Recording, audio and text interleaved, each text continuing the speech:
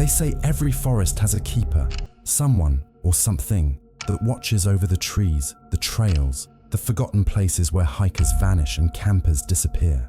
I never believed those stories. Not until the night I spent at Lost Creek, when I learned that some forests don't want to be kept.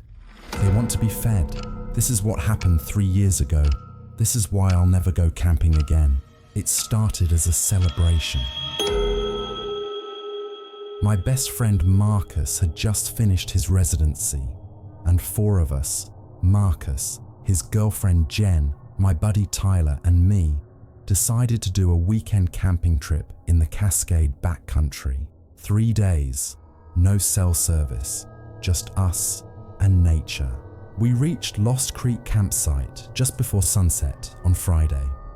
The ranger station had been closed, budget cuts according to the faded sign, but the trail was well marked. The campsite sat in a clearing surrounded by old-growth Douglas firs, with the creek babbling about 50 yards away.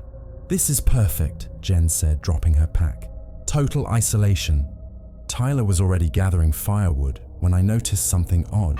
Carved into one of the massive trees at the clearing's edge were symbols, geometric patterns that didn't look like typical trail markers or graffiti. They were too precise, too deliberate. "Check this out," I called to Marcus. He squinted at the markings.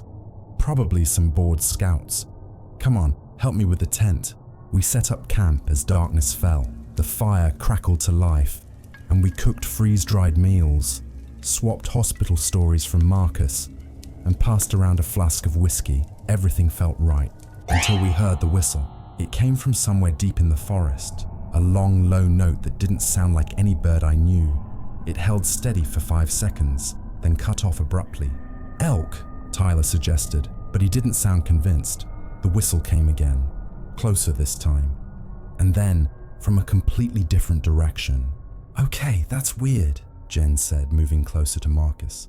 I grabbed my flashlight and swept it across the tree line.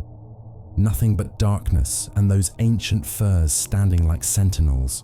"Could be other campers," Marcus said, "trying to spook us." But we hadn't seen another soul on the trail, and something about those whistles felt wrong, too measured, too rhythmic, like a language we couldn't understand. The whistles stopped as suddenly as they'd started. We sat around the fire for another hour, jumping at every cracking branch and rustling leaf, before finally retreating to our tents. Marcus and Jen took one tent. Tyler and I shared the other. I don't remember falling asleep, but I remember waking up. My watch said 2:47 a.m. Something had woken me, a sound, or maybe just instinct screaming that something was wrong. Tyler was snoring beside me, but through the tent's mesh window, I could see the campfire was dead. Not glowing embers, completely cold, as if it had been out for hours. Then I heard footsteps, not walking, running, fast, through the underbrush, circling our camp. Around and around like someone doing laps, except the footfalls were too heavy, too deliberate. I reached over and shook Tyler awake. His eyes went wide when he heard it too. "What the hell?" he whispered. The running stopped. For 30 seconds, absolute silence. Then something scraped along the outside of our tent, slowly, deliberately, from bottom to top. Like fingernails on fabric, except whatever was making the sound had to be 7 feet tall to reach that high. My heart hammered so loud I thought it would give us away. Tyler's hand clamped onto my arm, his fingers digging in. The scraping moved to Marcus and Jen's tent. Jen's scream cut through the night, then went silent like someone had covered her mouth. "Marcus!" I shouted, unzipping our tent. I burst out into the clearing, flashlight sweeping wildly. Marcus was stumbling out of his tent, Jen behind him, both looking terrified. "Something touched the tent. A shadow through the mesh. It was watching us sleep." Just standing there, watching. We stood in a tight circle, flashlights pointed outward, seeing nothing but trees and darkness, Tyler said. "We should leave. Right now. Hike back to the trailhead. In the dark? On unfamiliar trails? That's how people die." Exactly, which is why we stay by the fire, stay together, and wait for dawn. 3 hours. We can do 3 hours. So we rebuilt the fire, a huge one this time, and sat with our backs together facing outward. Nobody talked about what we'd heard, what Jen had seen. Naming it would make it real. The whistles started again at 3:30, all around us from every direction, that same low note, closer than before. Then came the voices, my mother's voice calling my name from the darkness. Danny, Danny, where are you? I'm lost. But my mother lived in Phoenix, and she'd been dead for 5 years. Tyler jerked beside me. No, he whispered. No, no, no. Tyler? A child's voice called from the trees. Daddy? I can't find you. Tyler had a daughter, Emma, 7 years old, safe at home in Seattle with his ex-wife. Don't listen. Don't respond. Whatever's out there, it's not them. But Jen was crying now, because someone was calling to her in her dead brother's voice, begging for help. The voices came faster, more desperate, all of them mimicking people we loved, people we'd lost. They begged and pleaded and cried, and with each call, I felt something pulling at me, urging me to leave the fire, to go find them, to help them. My hand was on my flashlight, my legs were tensing to stand. Marcus grabbed my shoulder. Look at the symbols. The carvings on the trees, they were glowing now with a faint, sickly green light, and I realized what they were, a perimeter, a boundary. It can't cross, whatever it is, it can't cross into the clearing. That's why it's trying to lure us out. As if in response, all the voices stopped. In the sudden silence, something stepped into the edge of our firelight. It looked like a man, tall, gaunt, dressed in what might have once been hiking clothes from decades past, but its movements were wrong. Joints bending in directions they shouldn't, head tilted at an impossible angle. And its eyes were black voids with nothing behind them. Hello, campers. It said in a voice that cycled through different pitches, male, female, old, young, like it couldn't decide which to use. You should come with me. The forest is so beautiful at night.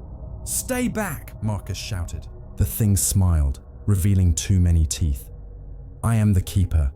These are my woods. Everyone who camps here eventually walks with me. Some come willingly. Others, it gestured to the darkness behind it.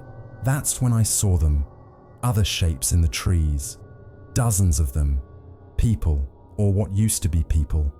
Standing motionless in the shadows, watching, waiting. You're doing it wrong, the keeper continued, that horrible sliding voice making my skin crawl.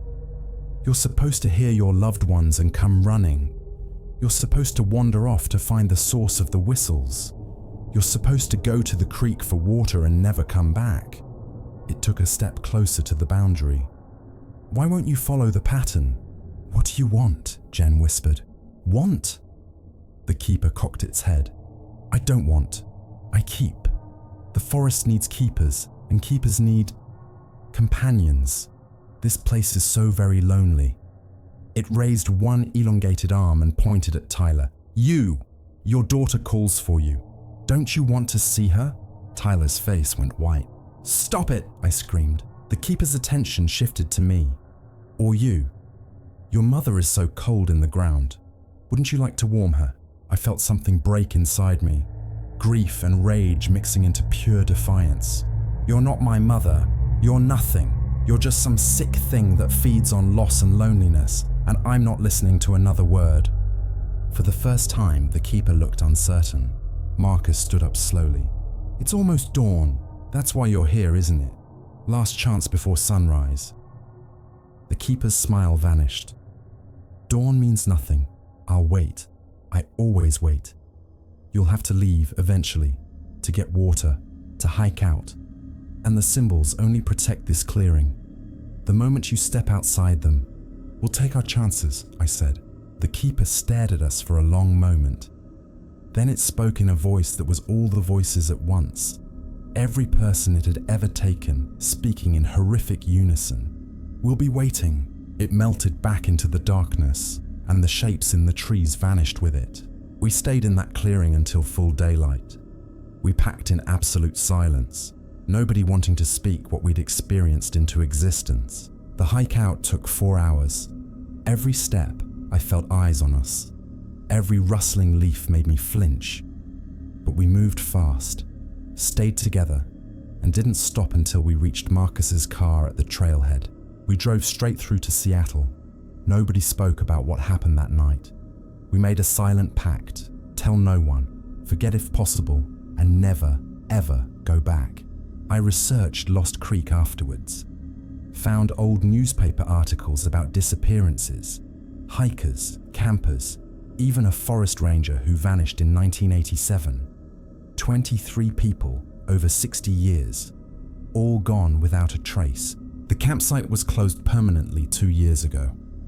Environmental concerns, according to the official statement. But I know the truth. Some places don't want visitors. Some forests don't need keepers. They need warnings, and somewhere in those woods, something is still waiting. Still calling out in stolen voices. Still keeping its collection of the lost.